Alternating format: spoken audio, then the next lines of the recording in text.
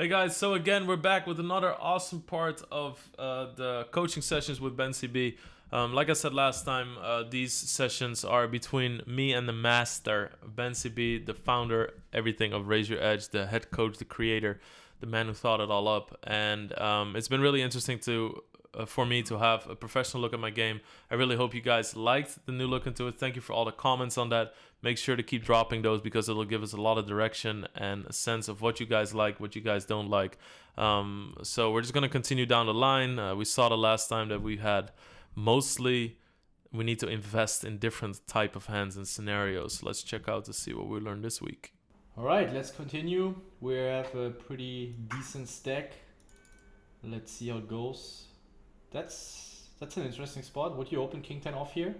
Normally no. I don't think that. All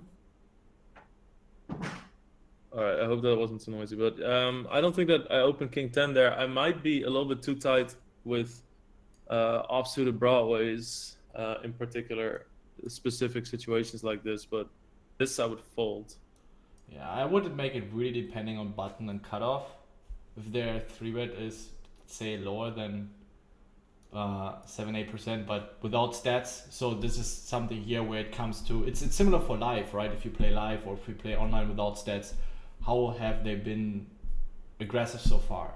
Did they play many hands? And if you feel like they have been very passive so far, I would definitely open here. But it's reasonable to fold, but I wouldn't mind an open here. I think if you're just not sure, the fold is definitely the best option. You said that you look mostly at the cutoff and the button there. Yeah. Is when do you look at what kind of player is in the big blind? When you're like short stack and you open light, or No, I definitely also look at the big blind. This would be the next one. Like for me, button kind of cutoff and big blind are on a similar level, but button Okay. is more important because you're going to play out of position. And as you have seen last time, right? If we were looking at the equity realization, if you remember in part 1, and we have been, I think, checking some. It was for multi-way pots, but as you remember, we have equitization out of position with offsuited kings, aces with around 50-60%, and in position you have way more. So for you, if the big blind comes along and calls, it's not as bad as if the button comes along, because Okay. you just have to check for it more often. You can't see bet that wide, and this is a huge thing for me. If the button is very aggressive, very good, and same for the cutoff, because also a position where you can defend reasonably wide against from a low jack open raise. So I look always at these positions first, and then of course if the big blind is a fun player, a big fun player, then I might also neglect the fact that button is aggressive. So in case my raise gets through and playing against the big blind just pushes your AV a lot. So there are a lot of factors to consider, and then it's up to you to make the best decision possible. Of Cool. course, it will never be a perfect decision, but already considering those information and based on that, making a true, honest decision and not bullshitting yourself, right? That's what people also like to do, to say, well, this guy, he played the last 2 hands, so he's a fish. Now I'm going to open his ace-5 off here so I can play against his big blind. It's not about finding fantasy reasons in order to justify bullshit plays. And this is, I think, the most difficult part. I think a lot of players are aware of who they're playing against, but then they just, the ego likes to find the reasons that justifies your play, and that's kind of tricky. Yeah, no, I agree. I think that honesty and truly doing something because you believe is right is one of the toughest things in poker for people. Yeah. New table. Yeah. Yeah, I was gonna say like, because you paused there. I don't really use this hand to 3-bet against under the gun if I'm 3-bet bluffing. Like, I really want to have stronger 3-bet bluffing hands against Yeah. under the gun. Yeah, definitely reasonable. Again, if this would be a fun player and the big blind would be a fun player, it would definitely fine to call. Or let's say if just under the gun is a fun player, or also the big blind is a big fun player, then I really don't mind flatting. It can never be too bad with marginal hands and being reasonably deep, playing in position, as you mentioned.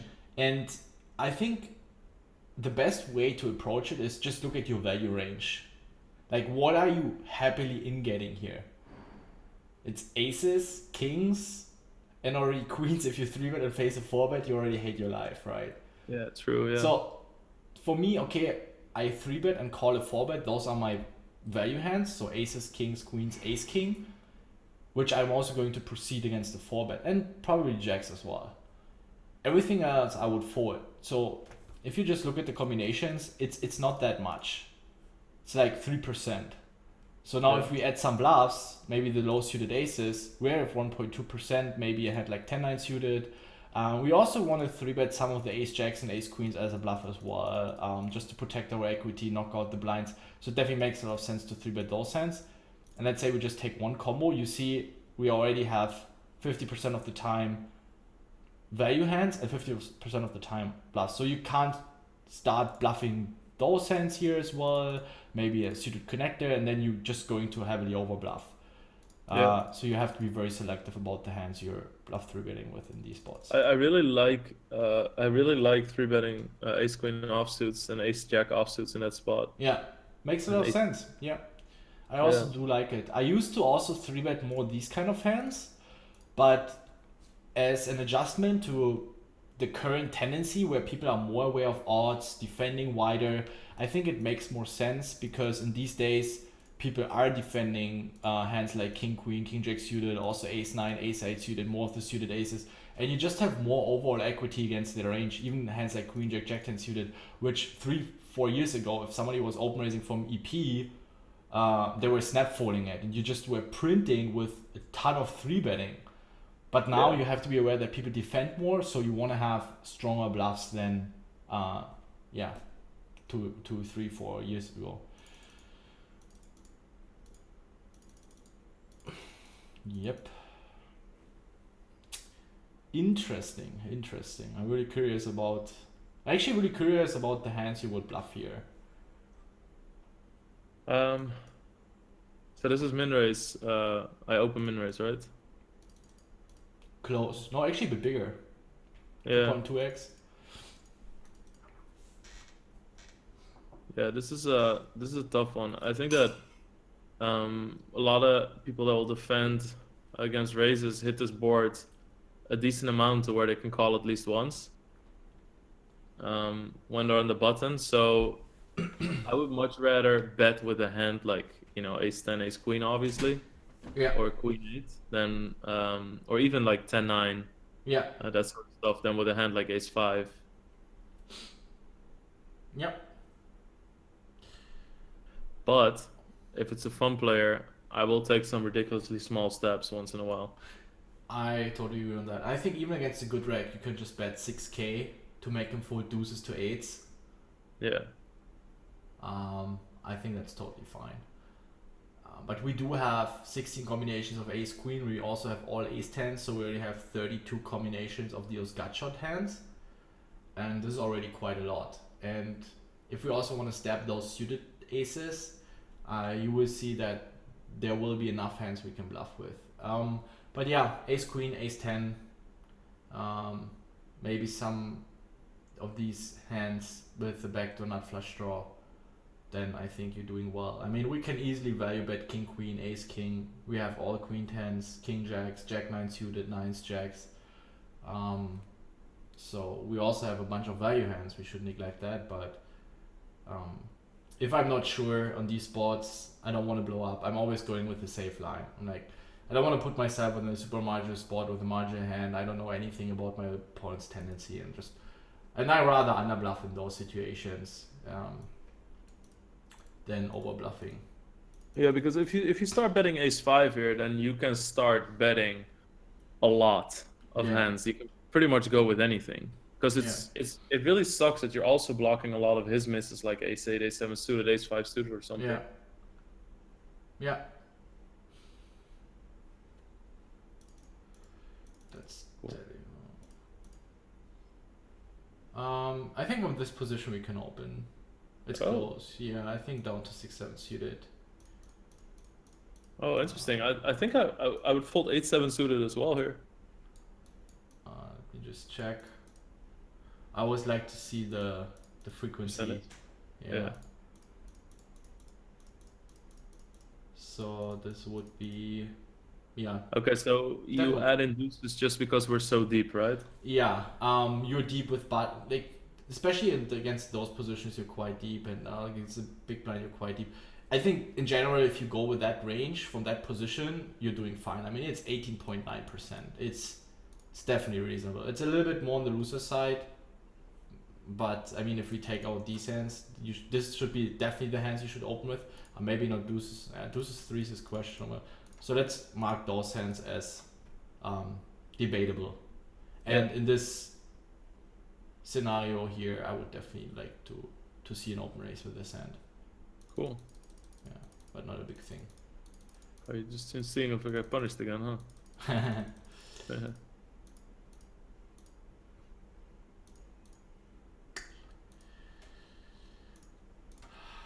To be honest, I hate those spots. So now I'm really, really curious what you think about how to continue against delayed C bets with those I margin mean, hands. yeah, the higher the card, I yeah, I honestly think that I'm reasonably protected as well if I just check call here. I don't know. Maybe this hand you could check raise as well, but I'd rather I like that. I like playing like that on the flop, a little bit better. But if I never check raise, you know, gutters or bottom pairs, it might be a little bit hard sometimes to check raise the turn for value. But I think my standard here really is to just check call. Yeah. What about check folding?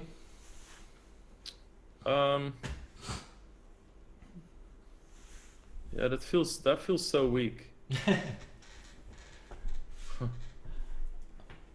It's just based on my experience. Delayed bluffing is, based on my experience, heavily underbluffed. I mean, all those hands that could bluff now, let's say King Jack and hearts, Jack 10, 10 9, they have an easy c-bet on the flop, you know.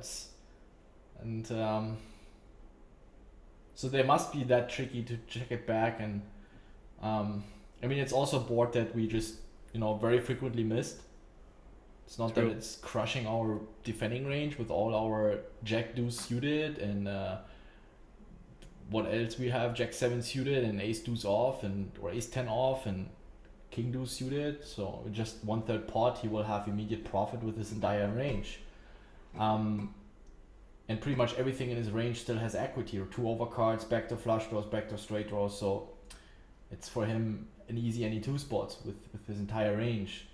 And he can even size it up because he has more stronger overpairs than we have. Anyway, I can't deliver any proof here for saying, well, this is the data and you're supposed to overfold. It's just something I want to share based on my experience, where if I'm not sure, I'm also just slightly overfolding. Yeah. I like check raising as a bluff, Yeah. but it's very player dependent. Because he needs to be able to sometimes fold his queen jack or queen 10. Oof. That's a big task. It is indeed. And if you want to make people fold good hands, big hands, you have to bet big. So that will mean raising to like 40k and jamming the river. Like, this is just a golden rule of mine. If I really try to make someone fold a good hand, I'm gonna do it. And we can also do it with our good hands. 6-3 suited, queen 3, like we have all those 2 pairs, which he doesn't. We still have all sets, which he probably doesn't. Yeah. But yeah, I'm also a big fan of the fold, to be honest. I think against certain population or against certain players, this can be a huge winning play. Or let's say not winning play, but saving you a lot of money. I think this is also one of those things where you're just kind of like, I'm gonna call a turn. I still have some queens, some eights, of course. I have both those in my range, and then you get to the river, and the river's a jack, and they bet, and you're like, fuck my life, and then you just fold. Like, it just ends up like such a check call, check fold spot. Yeah. Yeah. All right, I'm happy then. Oh, well, I don't think I 3-bet him here because that's footy. I think the footy's a little bit crazy. Well, then fair enough. I think either ways it's fine. it's always something where I tell people, guys, it's really, first of all, depending on the big blind, depending on the sizing. So the more he's going towards min raising, then the more we incline to just flat call a lot of hands, because we'd still get a reasonable price. Usually it would be a fine 3-bet, but you can also flat call. I saw that a lot during EPT Monte Carlo, where people just were flat calling the small blind like crazy. But like, I think over flatting like queen 10 offsuits or something, Yeah, you know? this is like, the thing is though that, you know, you get 27%, and with a hand like, let's say even if you have king 9 suited, you will easily have the equity and the playability to justify the call. I mean, if we just break down the range real quick, this would be the hands I would 3-bet for value. Depending on, you know, if you say he's crazy, I'm definitely also calling a 4-bet. If he's passive and tight, I 3-bet fold those hands for sure. Like, I don't really care, because if he's on queens plus, I just perform horrible with those hands. And you also have to think about, because then a lot of people always say, Ben, aren't you wasting so much equity 3-bet folding king queen suited or ace queen off? No, I'm not, because on the other side of the coin, he's also raise folding maybe a hand like ace 5 suited, pocket threes, king 10 off. So I'm also denying him equity. It's either ways. It's not always you raise folding a lot of equity. No, you also deny, by 3-betting, you deny him a lot of equity. And sometimes we, of course, sometimes have to 3-bet fold a high equity hand. That's just part of the game. Sometimes we are supposed to fold aces post flop on certain boards. It's just how it is. So, and the bluffs I would pick would be something like this, suited aces. Yeah. 36. Yeah, I have him. He's one of the only people that I have as a kind of crazy reg who wins, you know? Yeah. I've seen him do some, okay, stupid is very derogatory. Like, I've seen him do some very aggressive things. Yeah. So. Yeah. Then I definitely don't mind just going down with your bluff 3-bets a little bit and being more value heavy in those spots. So this would be pretty much my 3-bet fold. Maybe flatting this as well, so I'm not too much over bluffing. So now I'm still, but I just want to show you in which direction. Probably we shouldn't 3-bet all combos of king queen and king jack, and also just sometimes flat them. Yeah. So then it should be fine. Yeah. Definitely probably also 3-betting sometimes king jack suited. And you see, I really want to be more suited also with my hands, because they just have so much playability. I rather 3-bet fold a hand like ace jack off than constantly, or let's say no, actually I'm wrong. I actually prefer to flat those hands, because you have way more equity if called, and it's more likely that he will call you than 4-betting you. So you always want to look after, okay, what is my playability, what is my equity in a 3-bet pot, and then based on that choose the right hands. But yeah, 8-9 suited is at least a call. Against those late positions, you can definitely at least call these suited connectors here. Cool. Yeah, I'll think about that more, because I definitely have a bit of a, that might be like some PLO remnants in my game still, where I just have a 3-better folds kind of thing from the small blinds. Yeah. No, you can really mix it up. And the weaker the big blind is, the also I'm more inclined to just, you know, call speculative hands. Maybe also just call king queen suited, even though it would be usually my 3-bet range. But if he's a big fun player, ace jack, yeah, I really like it. Very standard. Yeah, that I really hate to see, but it's just way too strong. I remember doing that, and I was just thinking, you know, if there's some hands that I'm gonna check there, then ace jack, like, it's also just like the button versus under the gun, you know, people under the gun don't peel 9s here once for fun.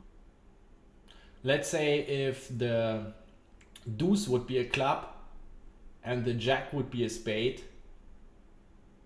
Yeah. So then I would love to see more check, because then it's he just has less combos that you're ahead against. But here I would just go ahead and c-bet. He has so many combos he can float with. King queen, queen 10 with backdoor flush draws, a flush draw is present, and the thing is you're not getting any value from 10s, 9s, 8s on later streets anyway. Yeah, that's true. It's like if he has something, then he has something, and then it's a setup. It's just here, build a pot and get those safe 2 streets from him, and you can balance your range with checking back ace 10, checking back ace. I would check back ace queen. Your range is going to be strong enough, but those are the hands. Remember last time we always want to bet with our high equity hands. I mean, if the flop would be ace jack jack, okay, well I would see the point in checking back, you know, but here he still has enough hands he can continue with, and in case he has an ace, or he still has jack 10 suited, king queen suited, queens, all those hands will at least call once.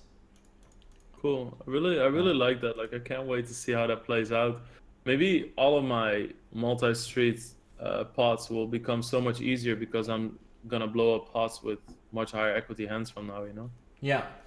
And once you start to implement that, I don't want to maybe call it frame, I don't know, that it's really about betting with high equity hands, you really forget about being afraid of, oh, I don't want to bet for the high equity hand. I rather want to check, you know, play it safe and realize my equity. Especially the deeper you are, this is one of the most fundamental concepts, the deeper you are, the higher equity hands you want to bet with. The shorter you are, then you also want to look after protection, because your opponents can check jam on you, and the check raising frequencies increase by a lot, because people now you can go broke with a weak top pair for 20 big blinds, which you can't for 100 big blinds. So the deeper you are, the lower the check raising frequencies become. Hence, you should start betting in general with higher equity hands, and then shift it a little bit more towards equity protection when you become shorter. Yeah, cool. I really like the c-bet here. I think it's just the spot where people heavily under bluff. What do you think in terms of strategy for the big blind? How wide, if we talk a little bit about theory, because I think it's great to know in order to then play extremely exploitative in those spots. What do you think big blind should check raise here on this board texture, like in terms of frequency? Any gut shots? Any gut shots. I'll check raise most 4s. I'll check raise 7x a lot, maybe some 8-9 suited in there. So what would be the frequency? Like 5%, 10%, 20% check raising? I would say like 15 to 20%. Yeah, that's really good. Do you think that's how population is playing this spot? No, I think that this is something that I picked up from like the toughest regulars, where they just won't fucking let go on these boards, and it's always check raise pot, and it drives me fucking nuts. Yeah. And I just started implementing that because I realized like what a dry board it is, and how everybody is so close to like 100% c-betting this board. Yeah. And how actually it just like it kind of flips the table on you. Yeah, you should definitely not c-bet. In theory, you should definitely not c-bet 100% against a good opponent. Against population, if you play against an unknown or fun player, you should c-bet 100%. Yeah. Because in reality, their check raising frequency might be just 10 to 15%, and then your c-betting range becomes close to 100%. I think in theory, might even a spot where you're supposed to check raise 20 to 25%, because you can also raise a hand like ace 5 in diamonds, ace 5 off with ace in hearts. It's one of those typical spots. Let's say if you check raise 6-5 or 8-6 and your flush draws, let's say the 9 in hearts gets there, 3 in hearts, 5 in hearts, 6 in heart, or in general the heart gets there. You still have Trozean combos of 7x and all the flushes, and you only have 20-30 bluffing combos with your gut shots. So with ace 5, and here again, we don't want to check raise too many of those 10-9 in diamonds or jack-9 in diamonds, which some people might also think, wow, it's a great bluff, because we have some, two overcards back. But the thing is, ace 5 has just way more equity against his calling range. Yeah. So and we also protect our hand because he's c-betting broadways, king highs. and we deny him his equity, and our range is automatically well balanced because of course we check raise any 7x. And now some people might ask, okay, what is about our check calling range? Of course, we have a few 7x and a few ace highs in our check call range as well. But the bottom line is here, you should definitely increase your check raising frequency by a lot. Yeah, I like that. I really like that, and it happens so often. Of course, it doesn't matter because, but it happens so often. I will check raise a 7 here, and they fold, and then my chat will say, "Hey, don't you think you're wasting that opportunity?" But I'm like, I'm not wasting it. I'm banking and making money on all the times where I have 5-3 suited or 8-5 suited that are just folding. Yeah.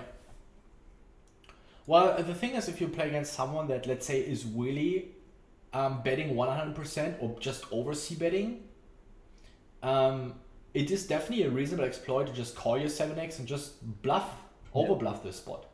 Yeah, people will never figure it out anyway because they're so fucking lazy. They will just yeah, that's true. Yeah, oh God, I really love it when people are willing to play exploitative. I had a discussion with somebody about the heads up between Christoph Vogelsang and Sam Greenwood. Yeah. I was doing commentary and it was a very long, boring heads up, and they were pretty much limping 95%.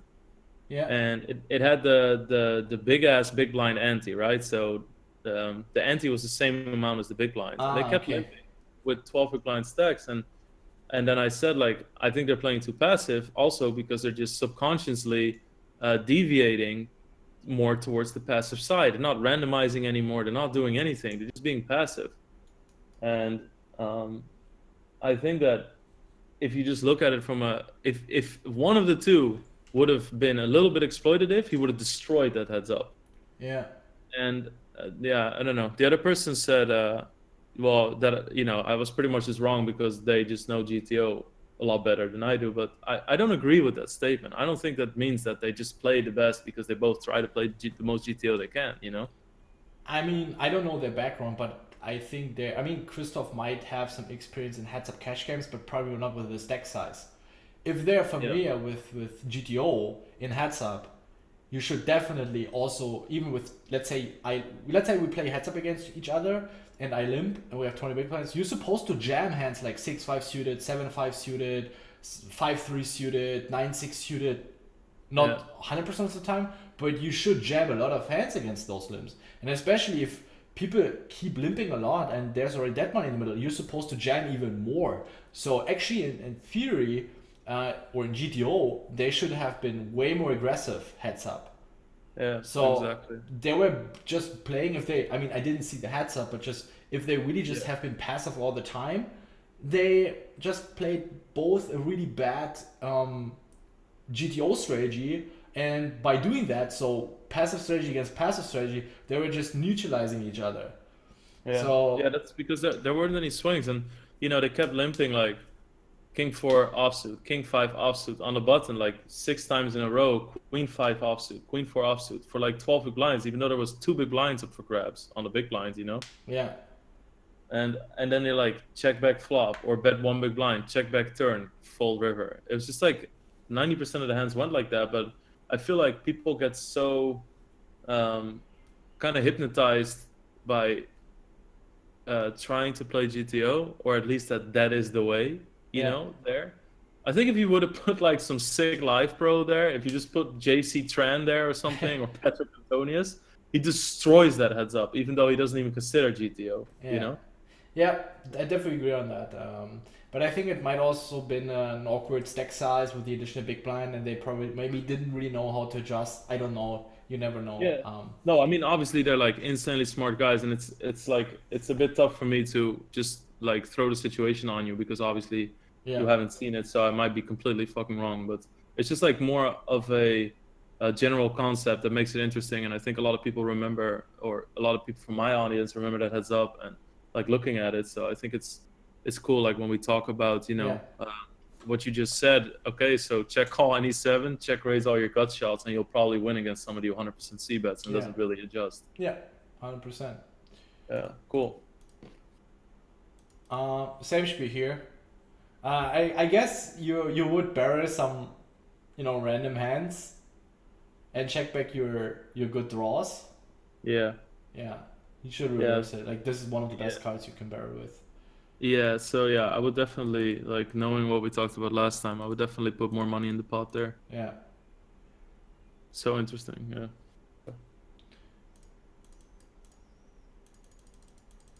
Yeah, good race. I guess you just pile it in. Yeah.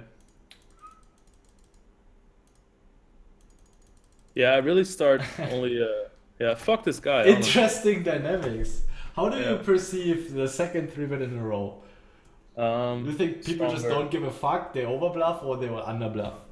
No, I think people underbluff. Yeah. So that's why you just call, play a bit more cautiously. Yeah, also I just feel like, if I think,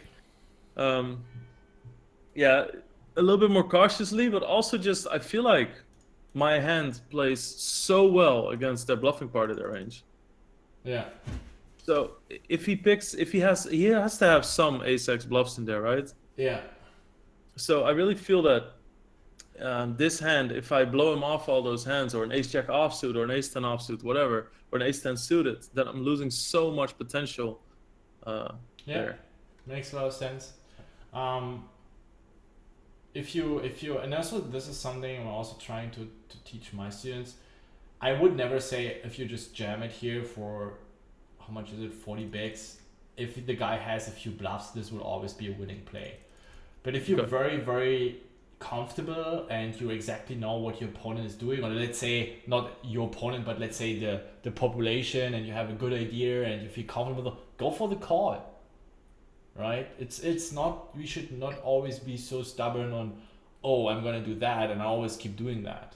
Like, Yeah. really try to look for different lines, and like I think for most players I would advise just to jam, because the thing is it's really hard for him, and just if you do the math, it's extremely hard to have a good hand, like especially when we block aces and queens, and if he's just bluffing a few hands like ace-5 suited or king-jack suited, it's like it's super easy to have enough bluffs, and there's already 44k in the middle.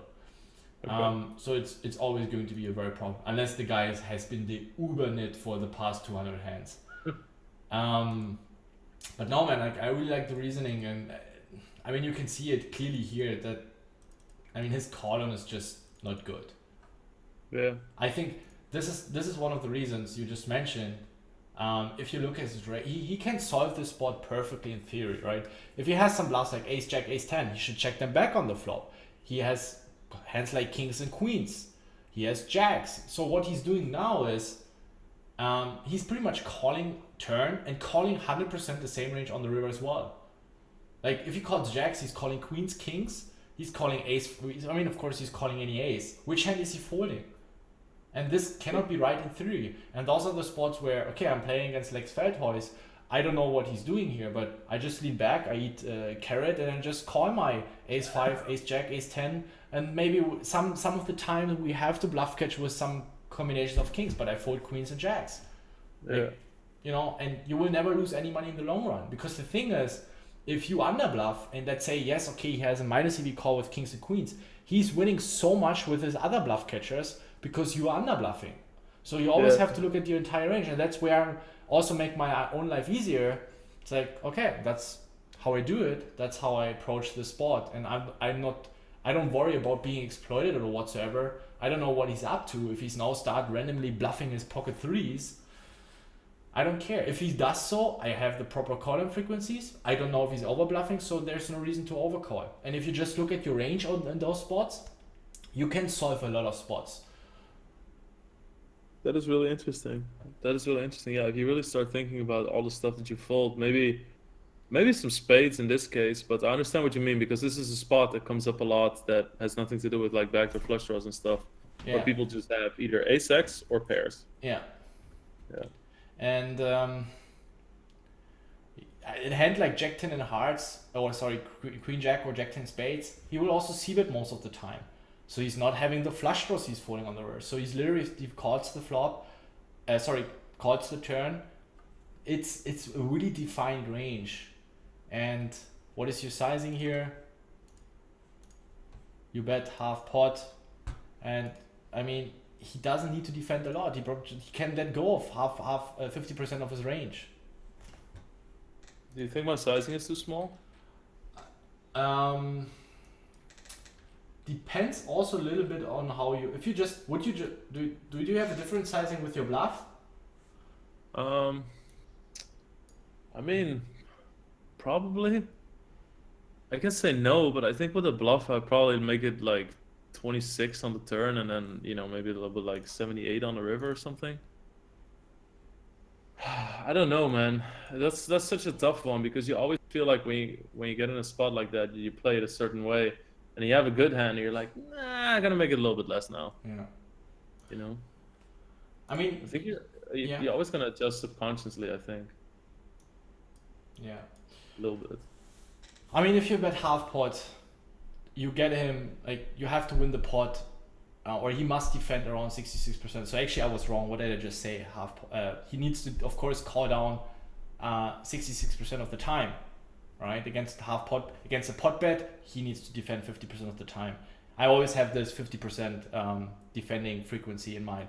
So this is always a good orientation. If someone bets half pot and you really don't know what he's up to, you just call down 66% of the time.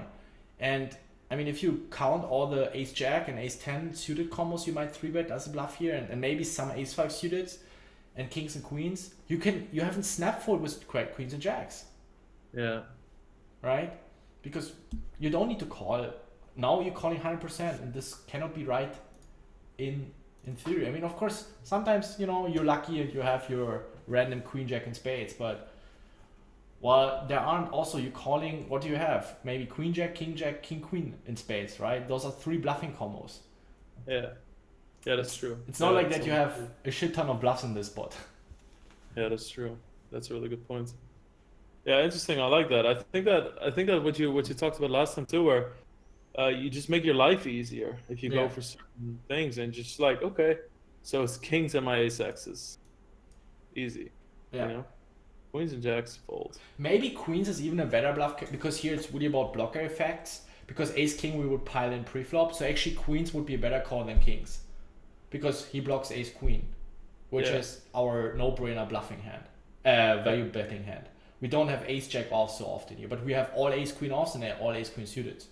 So this spot you should call with queens and fold kings. Interesting, yeah. Very interesting. 9-8 suited again against footy. Is that a difference in this situation? Yeah, it blinds is at 2.5k, 5k, and earlier it was 2k, 4k. All right, here we go. Mid village. You got punished so hard. God damn it. Yeah. And it's also great, if you just call your broadways and suited aces, your range from the small way is really defined.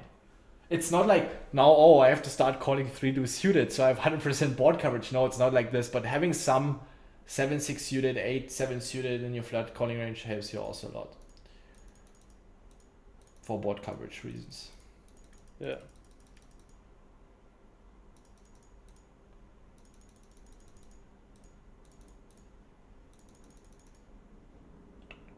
Standard open race for you? It's when I have this like 70 bigs, yes, Okay. for sure. Yep. When I get lower, well, I'll keep opening this quite a bit actually, but I mean not from the hijack. Like cutoff is really the limit for me there. Yeah.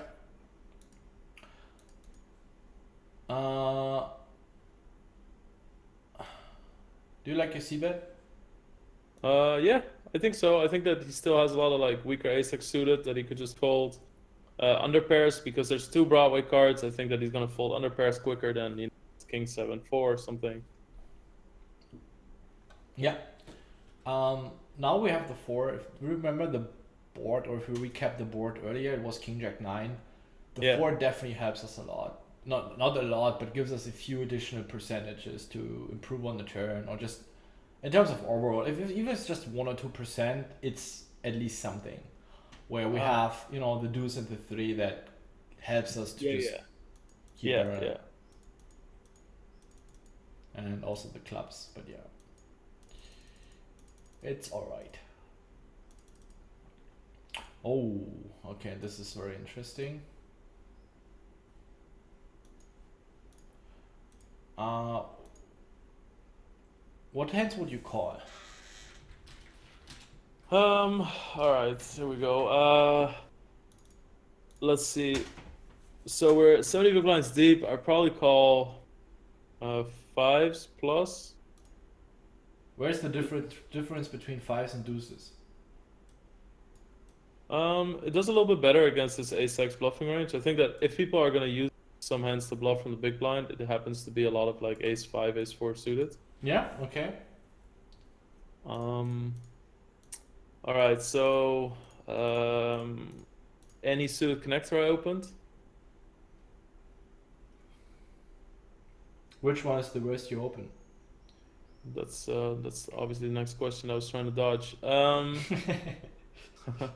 I was like, if I just keep my mouth shut for long enough, he'll just start putting them in blue. No. I think honestly, in this spot, I think 6-5 suited. Okay. Yeah. Reasonable.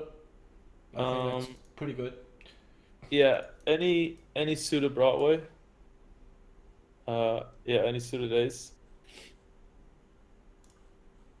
I mean, do I realistically really call here with ace deuce suited? I don't think so. You know that? Because I do think that a big blind's 3-betting range is much tighter and much more ace-x oriented. Yeah. So I don't even think that I'm, to be really honest with you, calling with ace deuce through ace 7. Yeah.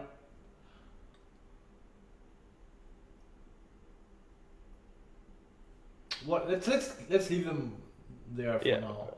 I mean, you're folding these, or what are you doing?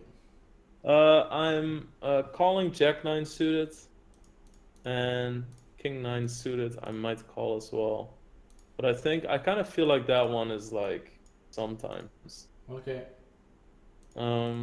Jack 9, 10 8 suited. I'm both calling. 9 7 suited, probably folding. What about the offsuited? So king queen you're calling? Yeah, king queen I'm calling, king jack I'm calling, ace jack I'm calling, and ace 10 probably calling. I think that this is a pretty good representation of what I call. What are you folding then? So you're folding these hands? Yeah, jack 10 offsuit, ace 9.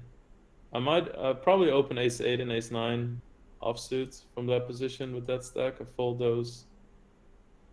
8-6 suited.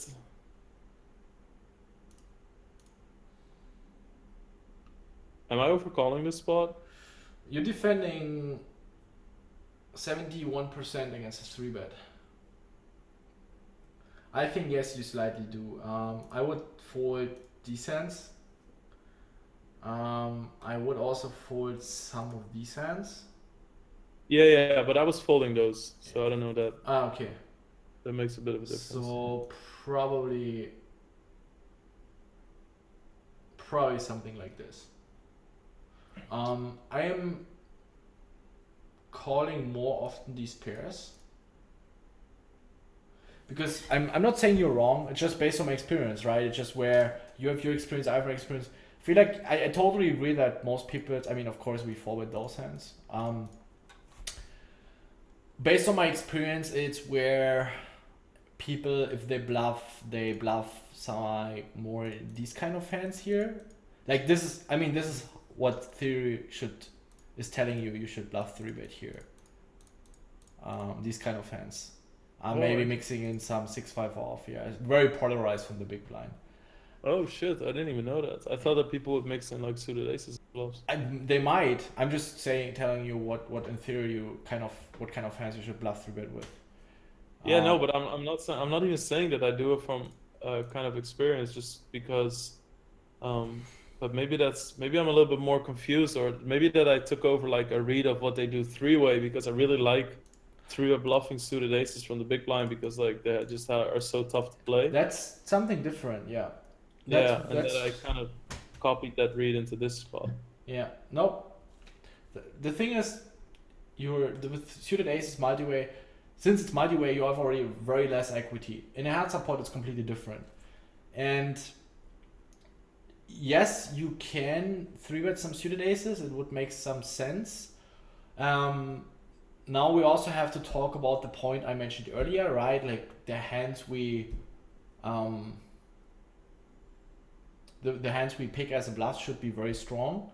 We don't want to overdo it. We don't want to start bluff 3-betting hand like Queen Jack suited, right? So the punchline here is we want to pick some hands that still are really strong, because I see people 3-betting a hand like King 3 off, Queen 6 off, Jack 6 off, which is just horrible. Yeah.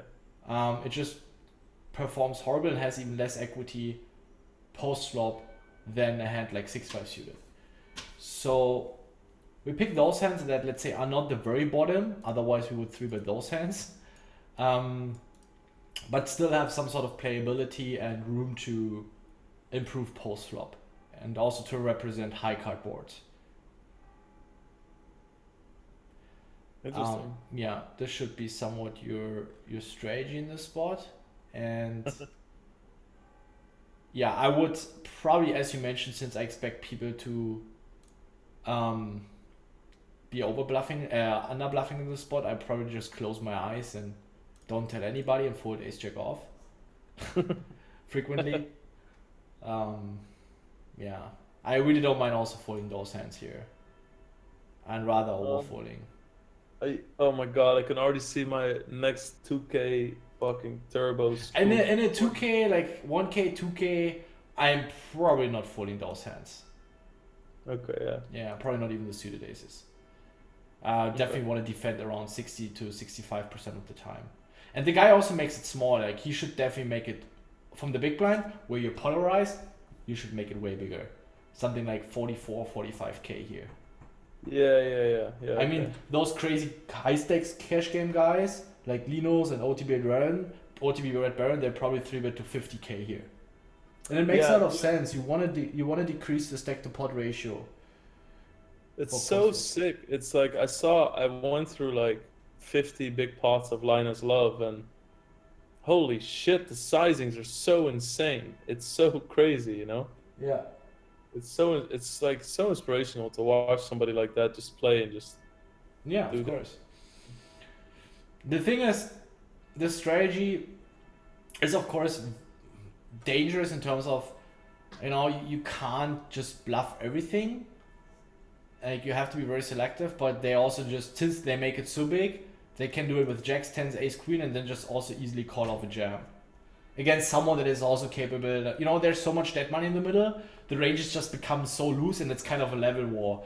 Because if, let's say, if you 3-bets to 50K, there's already 70K in the middle or 80K, and then you can start just 4-bet jamming your pocket sixes. So it's those spots can become really, really weird, but it makes a lot of sense because most of the time we don't have those strong hands, and Hijack has those pairs, suited aces, which against this big sizing, then he just has to fold. And it's also in theory right, because he needs to defend less, right? The bigger the sizing, the less he needs to defend. Yeah, it's such an interesting spot. I've never really looked at it like the 5-3 suited and stuff. Yeah, that's gonna be a problem, Ben. That's oh nice. I have 5-7 suited. Let's 3-bet. But it's really cool to mix that in. I think that also because I haven't had much experience in tournaments, and when I did start playing them, I just kind of dove into them. That, you know, I'm gonna have some fundamental gaps in my game, and I think that definitely is one of them. Yeah. What hands did you bluff 3-bet previously? Ace-X suited. Okay. Yeah. I really don't mind it either. Like mixing in some suited aces. Okay. But for me, they're just strong enough in single race pots. Footy, now we have him. Yeah, footy. Fuck you, footy. God damn it. The thing is here that if you open 8-7 suited from here, you can also open 6-7 suited from the next position. Okay. Good fold against the 3x. I really like it. Nice. I'm happy with that one. Yeah, I would be very tight in those spots. 30 big blinds under the gun, 3x open raise. Very, very tight. Ciao, footy. Man, bro, what are you doing? I told you, the 3 is coming. Yeah,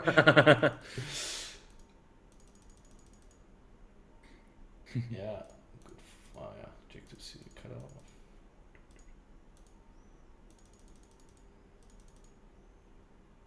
Yeah, that was a misclick. Okay. Because I see regulars with limping strategies and stuff. I don't have one, so I have a 0% limp on that's not small blind. This was just a misclick. I do it on soft tables where, you know, people are passive and calling a lot. I just limp my, you know, slow pairs or maybe hand like king 9 suited. So the top of my folding range. Okay. But why do you fold here? Three-way. So I just think like, what am I really gonna hit that is gonna get me a lot of payoff? Except for like a club flush draw. If I have an ace, I pretty much have to check call, check fold most of the time or something. I don't know. I just don't. My deuce is not gonna do anything for me. So I just figured like if this is heads up, I would have called. But three-way, I really hate these situations. Especially 3-way with a nut flush draw. It's a no-brainer call here. Oh. Yeah, really. I mean, we need 18%, and if we put them both on reasonable ranges, I mean, the biggest danger you have is against big Pandaro, but even against his pairs, you're performing reasonably well with the suited ace. And this is really a call. Like, Okay. yeah, suited aces as an overcall here. You know, and hopefully the 5 gets there. Yeah. No. That's letting it do. Okay. Yeah.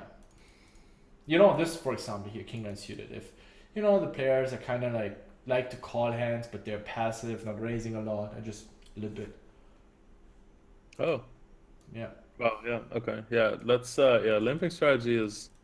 I think there's a lot to do there. I think honestly, I think that, you know, a lot of regulars will still balance or will balance the fact that they limp really strong hands as well.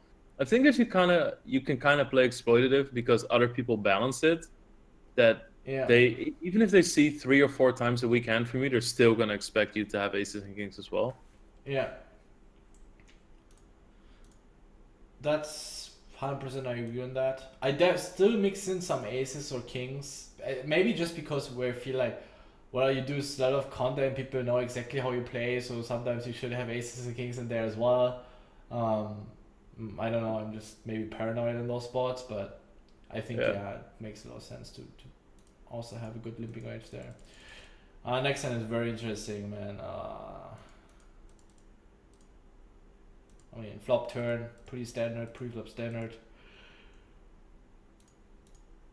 River. Yeah. We hate our lives, right? Yeah. Yeah, this is one of the worst fucking spots. I really hate this. I honestly have 0% recollection of what I did here.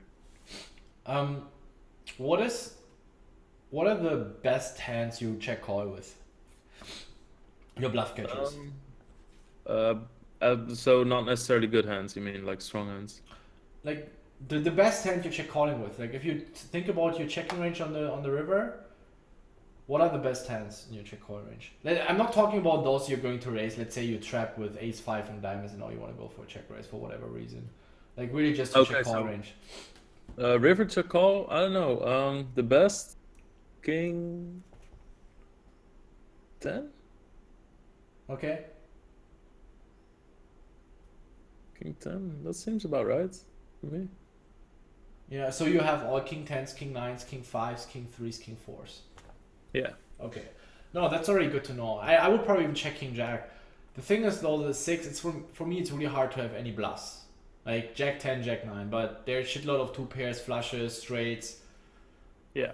It's like, well, what am I value betting against? Because if he's somewhat smart, he's supposed to check back some hands like king queen, king jack. He can have 9s. He can maybe check back ace king and diamonds, king queen and diamonds. I don't know, those hands it's really hard to get 3 streets of value, so mixing in some traps makes sense. He can check back aces to pot control, king jack, king queen, as I just mentioned, pocket 6s. So he can also have 10-9, where he doesn't want to keep barreling for whatever reason. So it's really, really, like, what are you betting against king jack? Queens, jacks, 10s are very often checking the flop. So you're just value towning yourself with king 9 or a king 5 or a king 10. So I really like checking with those. And then as I said, I'm probably also checking king jack. Yeah. And you just run into the danger that he freaks out and he jams his ace queen with ace and diamonds, and then you're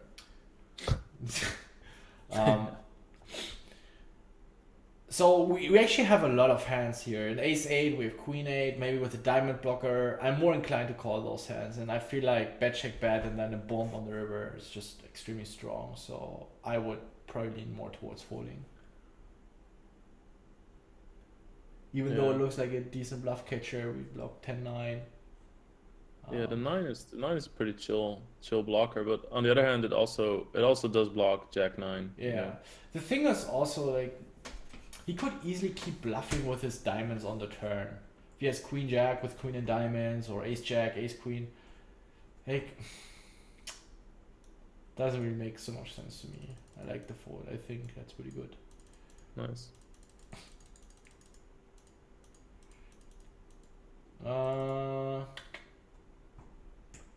Would like to see tiny turn bet actually, just 10k, protect your hand against pocket 4s with 4 and spades. If he wants to call, then he has to call and you pay him off, or like 15k, even 14k. I think any king, like a lot of kings would start betting. Also flushes, just I'm afraid of queen jack, queen 10, but most of the time, even if they have ace jack in hearts or ace 6 in hearts, the small has ace 6 in hearts, and button has something like 5-7 suited, you know, combined it's like 20-25% equity against you. So just really equity protection, and they might bet check call with a hand like 10-9, jack 9, 9-8, or and even if they call it 5-6, like you charge them and you don't give them the free pies. Yeah. Plus, if they wanna really bluff at it, like I don't think I'm gonna check raise that much, because if they really wanted to, they're gonna lead at it. Yeah. So even that hand, like if they fold those, maybe let's see. The turn. Still like 15% equity. Wow, 15, 5. Okay, we blocked the 3. But let's say if he has 5-6, right, and he has the gut shot, it's 20-25% equity. Yeah. Yeah, that's a really good point. So in those multi-way pots, you can, like, those tiny protection bets can be very, very powerful. And you don't really need to be afraid of facing so many bluff check raises. Yeah. I can't believe that one check.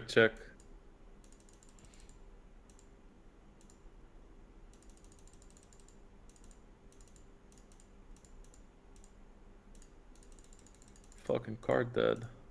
Yeah. Yeah, I like the open. Pretty standard c-bet. All the backdoor stuff. Also, that's the fucking 5-3 guy, you know, so. Yeah. Well, okay, yeah. I mean, here, same as, I mean, we don't need to repeat. It's pretty much the same spot as we had earlier with the 4-4-7 or 7-7-4 against the player pool, just c-bet 100%.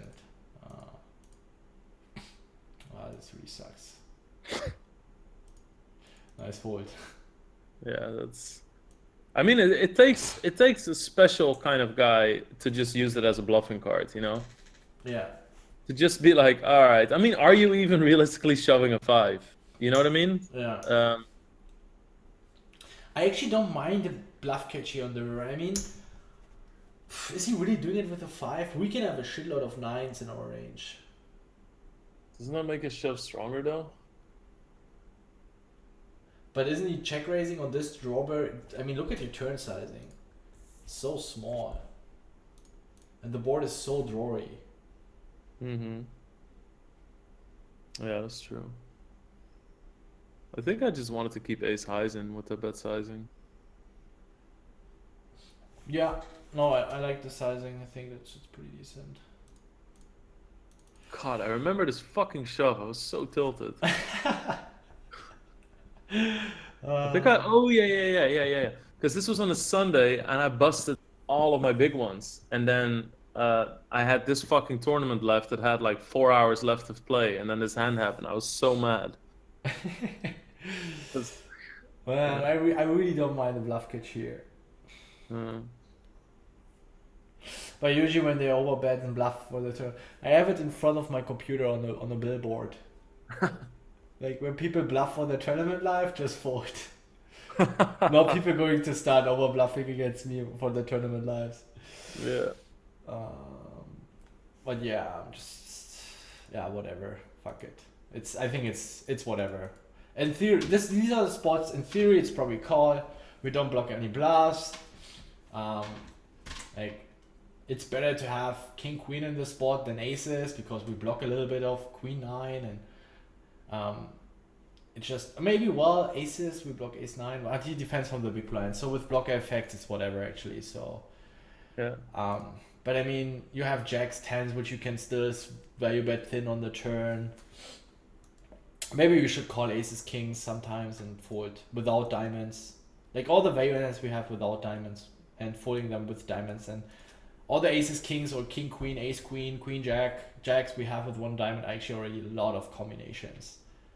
And then additionally all the random barrels we have jack 10 king jack. In theory, if we fold all of these hands here, let's say king queen and also aces kings, he's exploiting us if he would do it as a bluff. True. Yeah, I was thinking that's you have to be aware of. So now you make an exploitable fold, but you make yourself also susceptible towards becoming exploited by yourself from your opponent. Yeah. So if you really think he's never doing it as a bluff, that's totally fine, and it's going to win you a lot of money.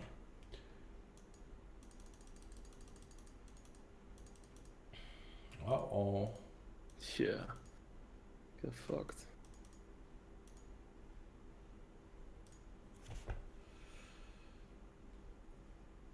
What do you think about my sizing? Yeah, it's I with this hand I like it more because you just block so much. Mm-hmm. And let's say if you have ace queen or a straight or pocket jacks, pocket fives, I would just jam. Yeah, for sure. I also thought that if I use this sizing, like that small as well, there's gonna be some king 10 in there, maybe that wants to go crazy because they just think I'm value betting like king jack. Yeah. I really like it. Why do you bet almost half pot here? Huh.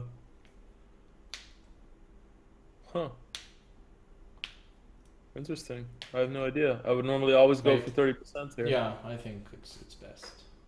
Yeah. Good fold.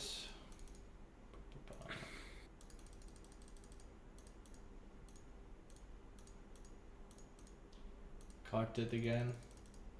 Yeah, I think that this is final table close to maybe. I don't know. 2 seats open. There are 300 hands played so far out of 746.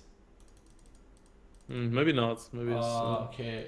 This is definitely an open race. Okay. Yeah, I think I play those. I think I played those one gappers and connectors too tight. Then I should open more of those. Really nice fold here.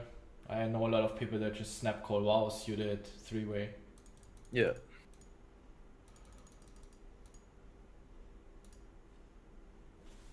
Yeah, I like this fold as well. I should definitely call on the button. Really? Yeah. Wow. Wow, interesting. Yeah, don't I get murdered by his under the gun range? you're still in position. I mean, if we pull up Power Equilab. Wow. Okay, so, That is surprising. That is like, this is the most standard fold for me. So if this is bad, that's a huge. I'm not saying it's bad. I'm always a fan of, you know, being more on the safe side. But Queen Jack suited, if we just, what do you think he's open raising? Like, what is the average player open raising here? 17%. So something like this.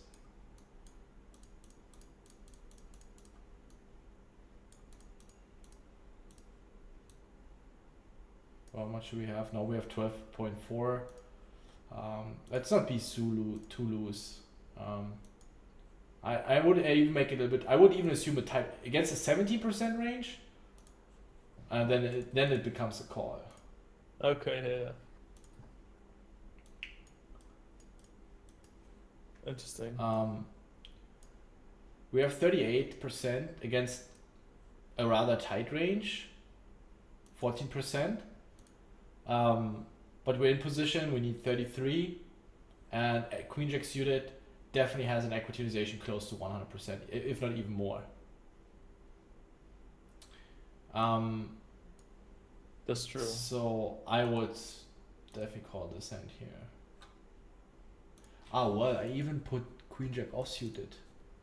I was already surprised. Did I put Queen? Yeah.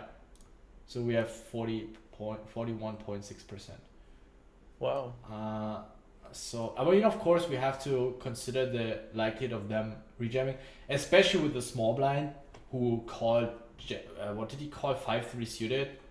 There's a spot where you want to take that into account and flat these hands with the guy in the small blind who will call a hand like Queen 5 suited or That's true. 4-5 in diamonds. But you were right. Huh.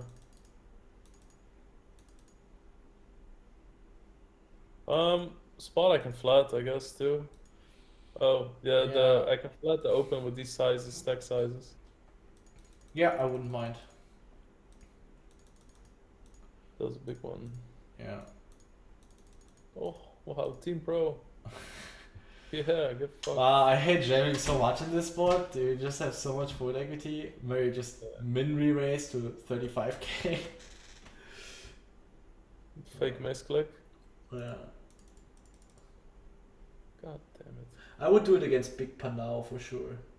Yeah.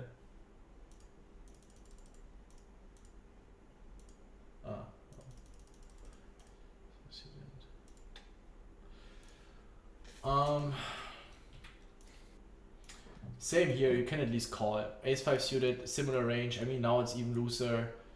With suited aces, you have really good equity. Fun player as a big blind. This is insane to me. Like, absolutely insane. I was thinking that you were gonna say, oh yeah, you can hand to 3-bet bluff. You can also 3-bet bluff. 3-bet bluff or call. But, oh my god. That, like, legitimately calling there. That seems so loose to me. No. No, okay. Because I really feel like these hands are just a nightmare to play three-handed. Like, I feel there's so many reversed implied odds there. Well, you are capable of making good folds. And the thing is, against this position, if an ace gets there, it's so unlikely because most likely to just open suited aces.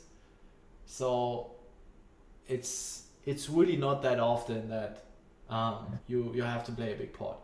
And you're going to hit a flush draw every 6th time or every 7th time. I think every 6th time. Jesus. And that just gives you so much equity and implied odds. And especially with the big blind, you should definitely flat here. Yeah.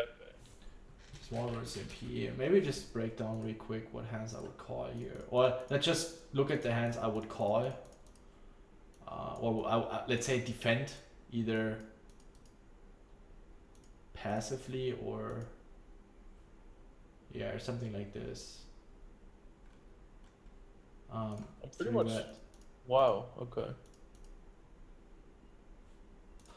3-bet bluff. Probably this.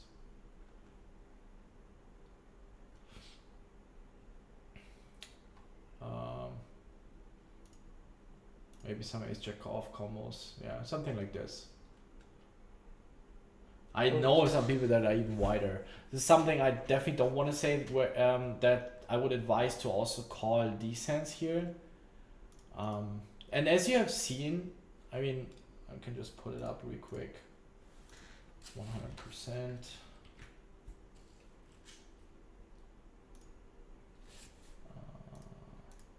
You know, this is a dream machine. Yeah, what the fuck is going on now? This is it, guys.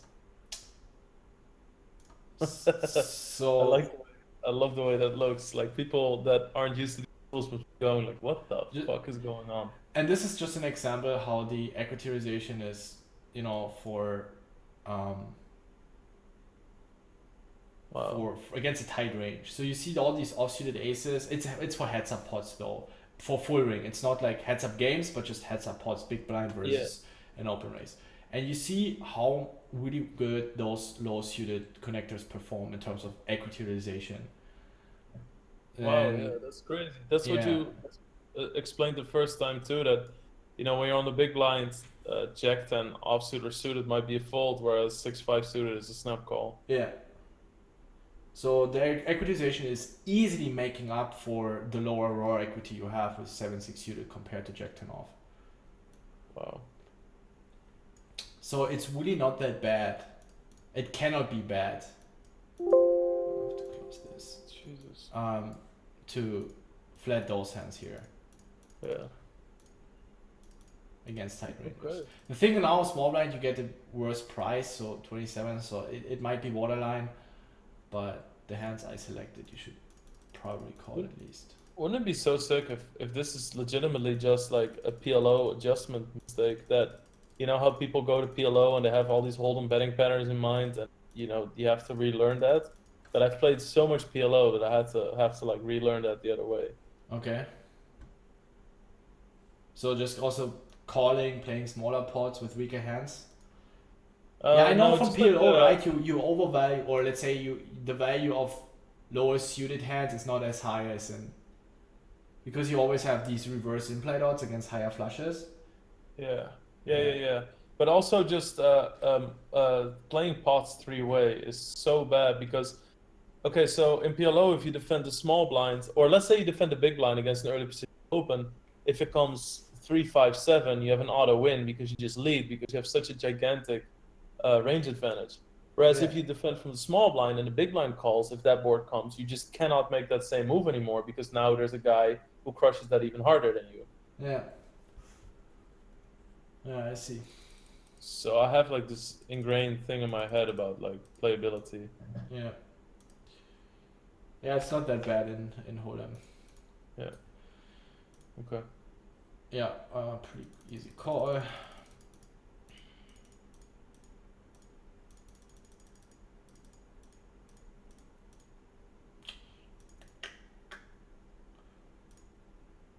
Yeah, I think we can bet twice here. Yeah. Any club is good to continue barreling. He can have some king queens, queen jacks. He's checking backward, so I'll definitely bet the turn here. Pretty much my flush draws 5x. I mean, we have 5-2 suited, 5-7 off, all the two pairs, bunch of value hands. We can even value bet ace deuce, ace 5, any ace. So yeah. Okay.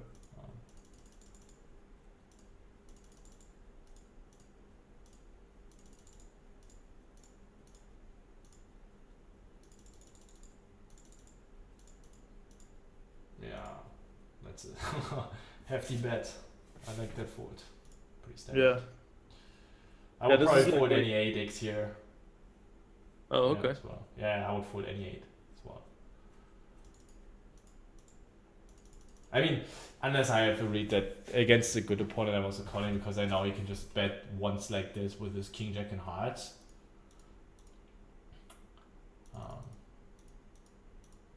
By the way, I would always raise more like these kind of hands, just big blinds. People don't raise as often as they should. It's something where I can also tell you based on the database analysis we did, and if you pay attention to the raise big blind versus small blind limp, it's just way too low. So In theory, yes, you should probably also have those hands in your limping range, but if you decrease big blind's raising frequency from the big blind, you should definitely start raising those hands.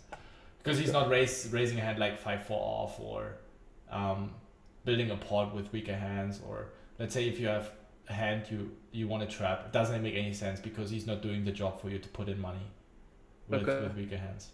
Oh, that's a great adjustment because I feel like I limp quite a bit. Yeah. I would just be very exploitative, raise strong. Unless, I mean, I play with stats, so I see if somebody's overfolding the big blind, but I think just as a general advice, be a bit more straightforward there from the small blind will be better against the population. God, that was the best stat on PLO. If you have if big blind folded 40% or something, 40% or more against small blind opens, there's just any two. Yeah. Any reason why you fold this hand? Yeah, I'm not entirely sure. I think. Well, I don't think there's a good reason. I should still open it. That E4 guy was extremely aggro pre. Okay, then I don't mind, but you can also start limping. Yeah. And go from there. That's a good point. Okay. You see? I told you. No. No, I don't want to see it. Down. Please! We should have skipped it, the river. You would have had nightmares about this. Would I have hit the river or not? Yeah. Alright, okay, I like that. I really like the attitude that you can make folding as an adjustment, because what most people do as an adjustment is playing back harder. Right? They see something as I need to play back harder, and they don't understand that folding is also an adjustment, which is great, and I think that's awesome. But here and there, the next adjustment would be to just invest less money in the pot. Yeah, I like that. I wouldn't even consider it. If he's hyper aggressive against those limps, then we just start folding more. Yeah. This is a call. This is a great hand multi-way. Okay. Yeah. Yeah, I realize this now when you talk about the equity realization of those lower suited hands. Yeah, especially all those hands here are just way better. Even a hand like 6-5 off is really good. Like not really good, but decently good enough to flat call. And you see, you would have hit trips, man. Yeah, trip queens.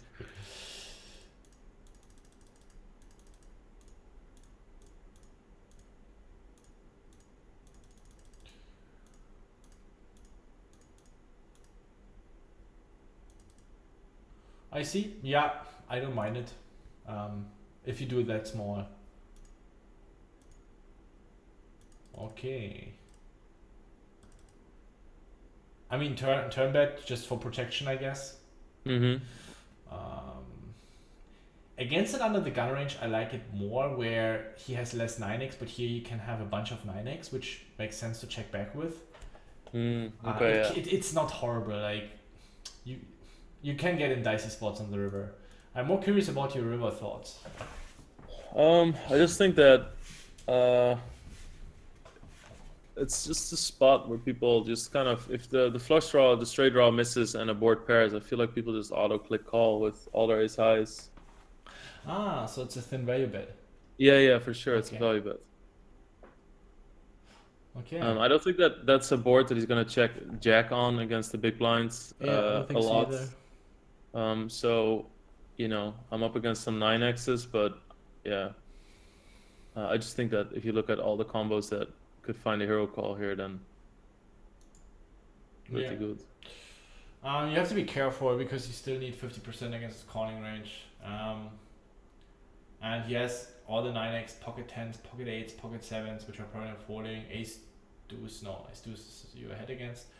I mean, the thing is, it makes a lot of sense to you call off a lot of ace. I mean, you have 7-8, flush draws, 10-8, queen 10, queen 8.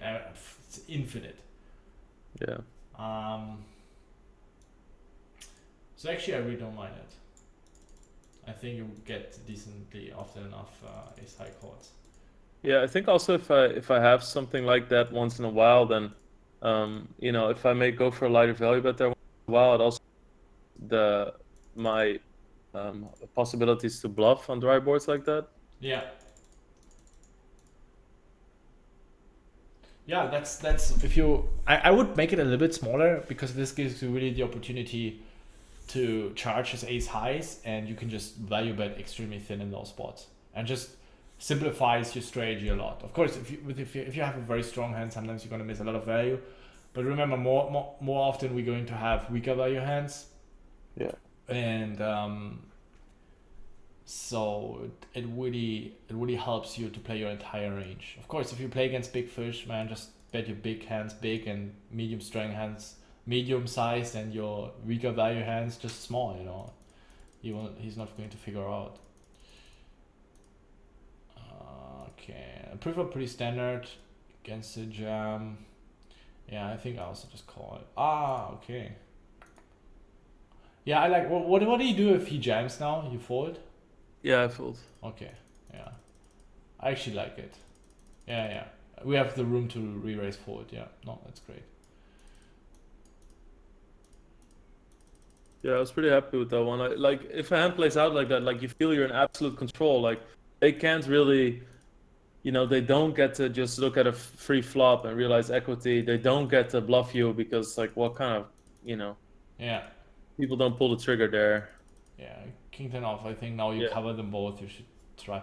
And also, if the stack sizes change, I would try to stick to my normal strategy, because there might have been a certain stack distribution where he's just went aggro on you, and now Okay. you cover him. He might slow down a bit. So you should just test out the waters if the stack sizes change. Yeah, that's a really good point. Okay. Yeah, because some people make they feel very comfortable being very aggressive with 40 big blinds, and then once you reach a different stack size, they completely get into the passive mode. 4-5 off, we can also call here. Yeah. You don't want to look at the flop? You want that pain? Yeah, give it to me. Damn it. Yeah, really nice 3-bet.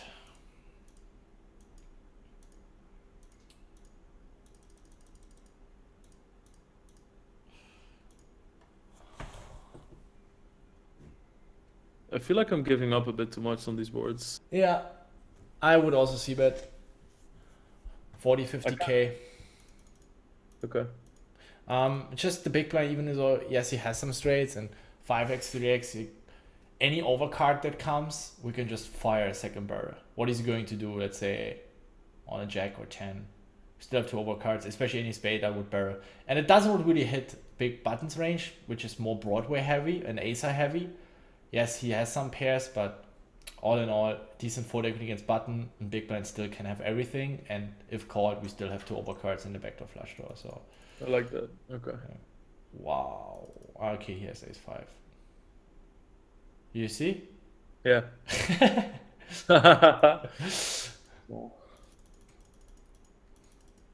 I like that. You see? Yeah. being results orientated. Would be a decent hand to check raise, but Yeah.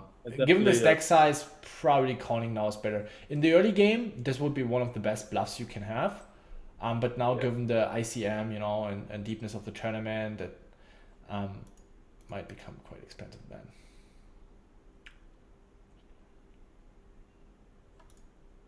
Your plan? Yeah. Check call. How about check raise and jam the river? Oh yeah, I know. That's one thing I feel I'm so scared to get blown off my equity there. Well, the thing is, you have the ace and diamonds. He's not really having a hand that he wants to jam against your ace. Maybe king eye flushes, but that's pretty much it. All his sets, lower flushes, are just calling. Yeah, that's true. Yeah, that's very true. Yeah, I think that's a cool plan. And the thing is, he has 9s, 10s, which he can play this way. All his overpairs without a diamond way. Just wants to now get the safe call from 7s, 8s, maximize value, random bluffs. Yeah, and then you turn then the hand turns into this, and it's just Yeah, or you can jam the river now. Yeah.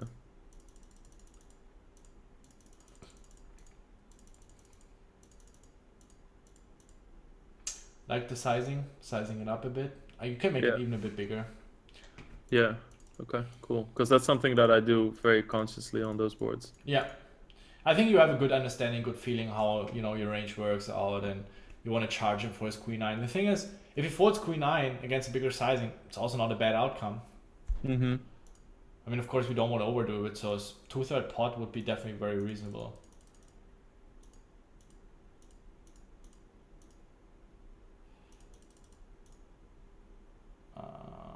Yeah, 3-bet.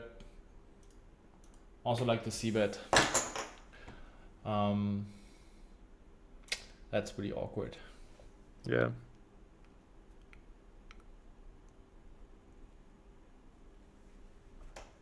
It's very, very awkward. Yeah. This is such a strange spot. Yeah, usually I would just fold.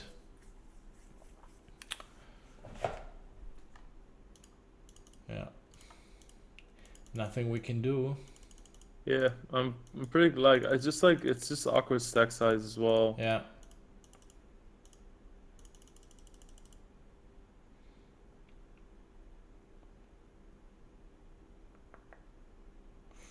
Against these spots are really, really close. Yeah, I just probably also fold.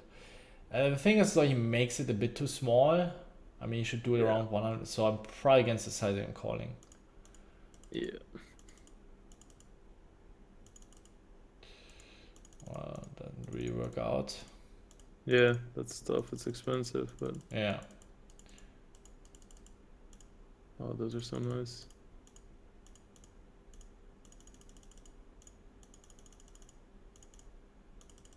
Yeah, it's funny because at this point I thought I would like kind of ask you to maybe if we go to the final table, but I'm so curious about these spots because this is like final 3 tables, whatever it is, final 2 tables. Yeah. And this is also where ICM becomes so fucking important.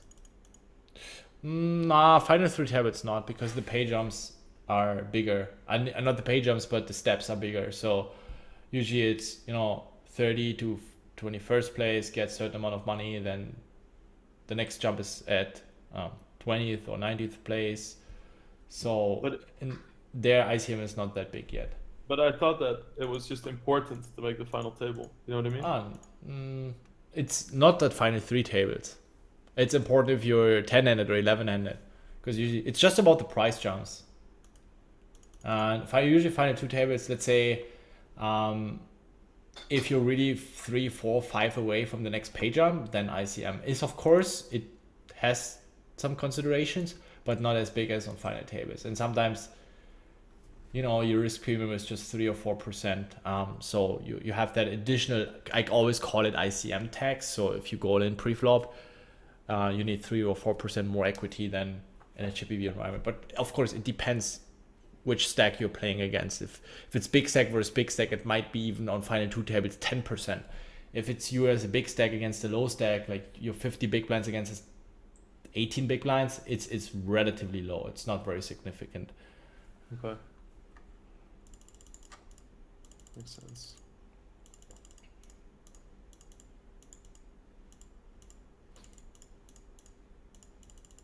Yeah, nice fold with the jack 6 suited. It's not a hand we want to play with this deck size. Doesn't get better than that. Yeah. Catching. Drawing that. Yeah, get the fuck out of my house.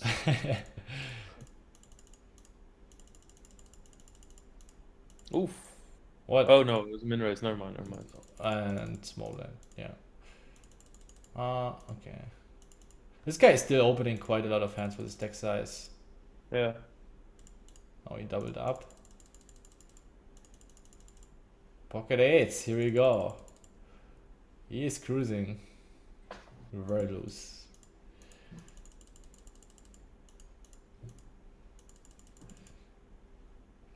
And Lex picked it up and I'm fucked. Yeah. yeah, I don't mind it. I think it's fine. Yeah.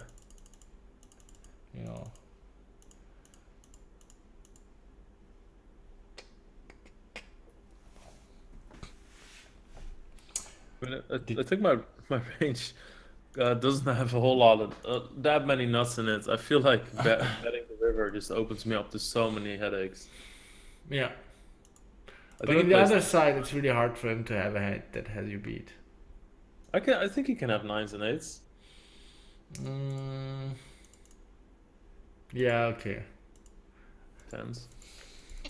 I don't mind it. Yeah, it's okay. I think it would be a bit too greedy. But tens, I think we should value bet. Yeah, I agree. Or even nines is also close. Would be a decent hand to 3-bet bluff, especially against this guy. Wow, he chipped up quite a. What happened here?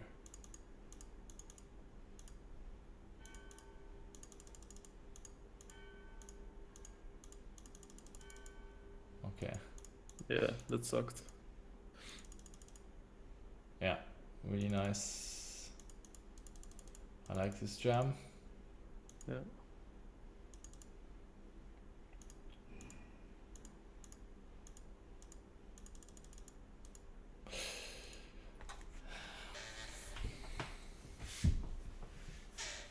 Do you think I mean, I don't know.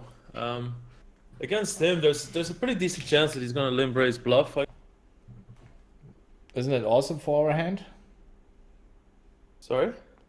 Isn't it awesome for our hand if he's limp bluffing?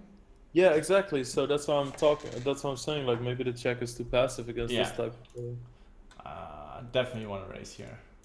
Okay. Oh, I'm surprised he's not betting the river. I think we should continue betting the turn. Just our hand is so strong. That's what I Yeah. mean, right? Rather check back a hand like 8-5 or Queen 10 or 10-9 with 9 and 10 and spades. Even though I would bet that as well. But king queen just against his calling range, just too strong to check. Yeah, but definitely raise pre-flop. Like definitely raise pre-flop. Okay, I get that now. Yeah. Yeah. Yeah, I think that's gonna do a lot for me. That just that shift in dynamic. Yeah. Alright, so Against these are the- Romdom, it's an easy all-in. Oh yeah. Yeah, he's very aggressive. Okay. Around, you know, as a threshold against aggressive opponents, 40 bigs pairs, very profitable all-in. It's just really Okay. closing your eyes, just picturing how you walk along the street, you pick up the bills left and right, and yeah, sometimes, you know, you fall into a hole and but yeah, just Okay. the thing is, what the mistake most players do is they copy 100 big blind 3-betting range and use it also for 30-40 big blinds. But at this deck size, then it just becomes profitable because they still maintain the same 3-bet fold gap as with 100 big blinds.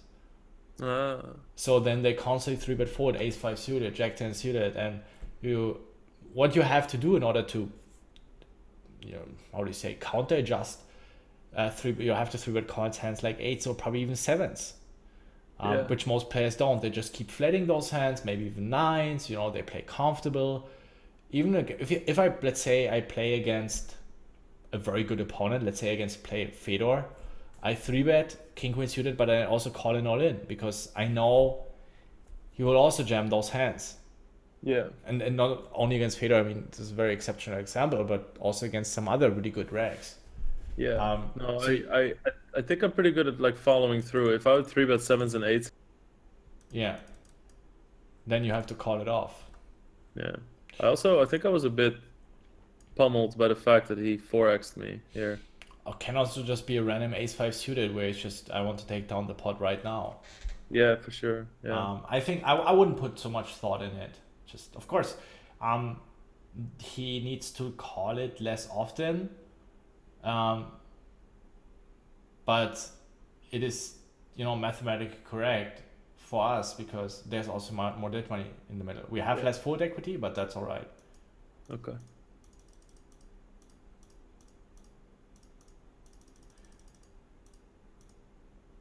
I would make at least 4x here. Well, okay. Especially in this spot, if there's ICM consideration, all the range is much stronger anyway. So we definitely want to size up, and we're very polarized. And this is, of course, we always want the flop with ace king. Yeah. Yeah, this is a dream. There we go.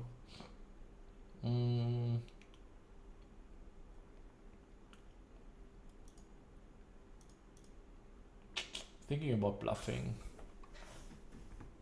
Getting him off a random pair.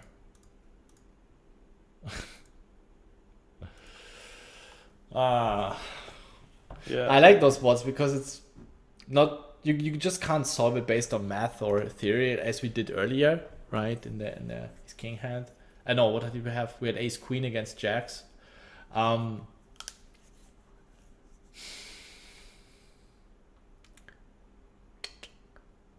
In theory, we probably have to raise. I mean, we have all the ace queens. We could have all queens played like this. We do have king queen. King queen we might start bluffing on the turn.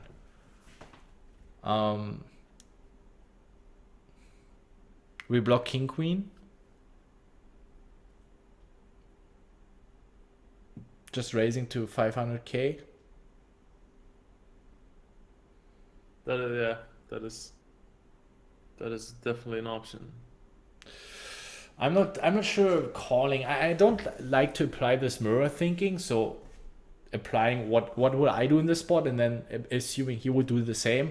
But if I would think about how I would approach the spot from the small line, bluffing with this big sizing doesn't really make any sense because, like, well, okay, we have aces, kings. Maybe it makes sense.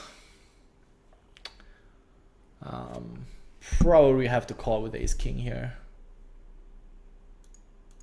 It's really close. The thing is, he's effectively overbetting twice the pot, right?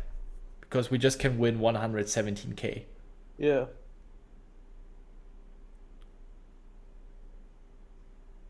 Yeah. It's a very, very. I really would like to look it up in a solver tool. Like those very tough spots is something where I also then take a look into a solver tool. Yeah, this hand was definitely like thinking about it. This is where I would just like, okay, good regular. This is the solver spot. Do it. Yeah. You know, just not. Yeah. Yeah, I would probably just start c-betting the flop and second barrel the turn. And as played on the river, you should bet very big, I think. Oh, okay, interesting. I mean, what is he folding on the turn that he called the river? What is calling the river? Sorry, folding the river that called the turn. Yeah, I just thought some king highs and stuff, some high card hands. But they are folding now anyway, right? Against your sizing. Yeah, sorry, I did it wrong. So you're right. Yes, those hands are folding. But which hands are calling? Let's say let's change the perspective. What hands are calling against a small bet that are not calling against the big bet? Yeah. Yeah, that's a good point. The thing is, anything gets there. Like, what can you really bluff? So now he either has a 3 or an ace. A 6 is folding anyway. So Yeah. he would also call it 200k or 250k bet. I mean, he has a big stack. He's whatever. I'm top of my range. He can have ace 4, ace 5. He can have 3 4, 3 5, king 3, and then you see those random ace, like, for whatever reason. I don't know what he's doing here on the turn, to be honest. Just scared of 4 5 suited, or I don't know, or pocket deuces. Yeah. You might mean he has clear 2 value bets. Yeah, or check raise even. Even check raise, yeah. Yeah, okay. Yeah.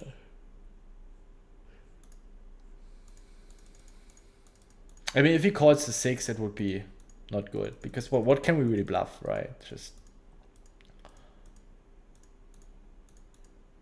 yeah, pretty nice. Pretty standard.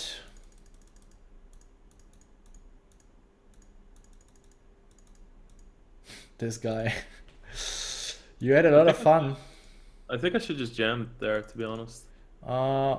Why? Don't you... I mean, I just would follow your logic you had earlier with your ace queen suited when you Yeah. faced it, right? He has so much shit in his range. That's Good true, position. but I also feel like this guy is not gonna give like on flops that other people might normally slow down. And see, this guy might not do that. Then keep that in mind. Then I would just call more flops, not Yeah, make okay. hero faults if I hit a decent hand. Yeah, Like this, okay. by the time I would easily call once. Yeah, okay. 2 overcards, like very, very small bet. That makes sense. I mean, this guy is just going fucking nuts here. Yeah, fucking Russians. Oh wait, he's Brazilian actually. Yeah, bet, shove. Very nice. What? Same should be here with the guy we had earlier with jacks, right? Like, what is he calling flop and turn and river? He's calling any jack on the flop. He can also call some jacks on the turn if he wants, but come on. Like, he has king, queen jack, queen 10, even ace jack, some pocket fours, like queen 9 suited, probably even queen 8 suited. I don't know, maybe queen 10 off. Like, you have so many queen eggs. Yeah. This is just a big punt. Yeah. This is just a really big punt. Would you also triple barrel king queen? Probably. Yeah. Yeah. I think so. I think that ace queen is like they just 3-bet, so I don't have to really Yeah. worry about that. I block a little bit less ace jack, which is a bigger part of his calling range. Yeah, I think king queen's fine.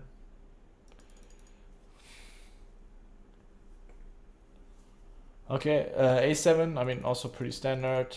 Flop, very step, but turn, very, very standard. I mean, sizing is already a bit scary. And river is, in theory, probably a call. Even though I don't like his sizing. For me, it's like when he has 10-9, queen 10, you know, like 350k also does the job. Just make him fold our one pair hands. This really screams like a strong club hand. I lean a little bit more towards calling. Just, yes, you know, the king queens, queen 10s, 10-9s, 7-9 suited, random spares. It's close though, it's really close. The thing is, his value range is very narrow. It's just, you know, those flushes, they're just one combination each. Say king queen is one combo, queen 10 is one combo, 10-9. And, you know, he has, of course, the king high flushes as well, probably king 5 but there we talk about 20-30 combos. Like, if we take all the queen 10 offsuited, king 10 offsuited, those are already 32 combos. 10-9 suited, 7-9 suited. So the amount of bluffs he can potentially have excelling it probably 50 combos, and his value combos are only like, I don't know, 15 to 20, so maybe 30, and you just need to be right 28% of the time. It's super close. So if he has, let's say, 30 flushes, he just needs to have 10 bluffs in order for us to be better than break even. Yeah.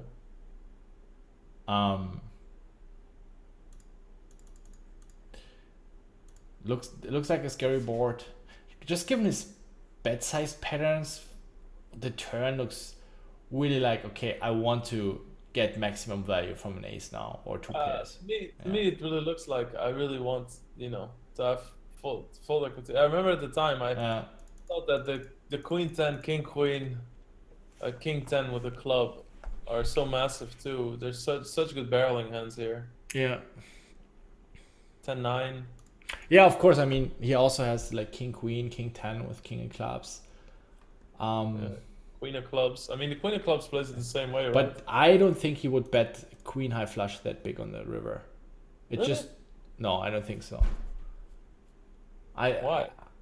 I think it would be good, but I think people do. They're just too scared. But it's the second nuts, though. I mean, It's I pretty much the know. nut. It's so hard for me to have the king of clubs. I can't prove that, but I would just based on my experience when they drop in hand value, an absolute hand value, I think they also get a little bit more scared. Oh, okay. Um, that's why I would just expect he sizes it a little bit smaller with queen 10, queen and clubs. But I agree that, yeah, I mean, of course, any king and clubs. It's really nasty spot.